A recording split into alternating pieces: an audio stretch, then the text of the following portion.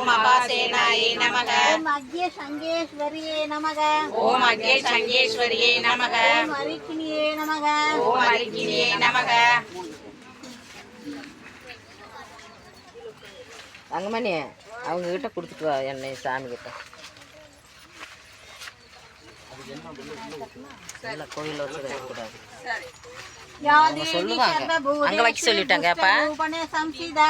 கோயில் வச்சுக்குவா. அப்படியே வச்சுக்குவா. சாமியை கும்பிட்டு या देवी सर्वभूतेषु पुत्ररूपणे संस्थिता नमस्तस्यै नमस्तस्यै नमस्तस्यै नमो नमः. या देवी सर्वभूतेषु सुधरूपण संस्थिता नमस्तस्यै नमस्तस्यै नमस्तस्यै नमो नमः.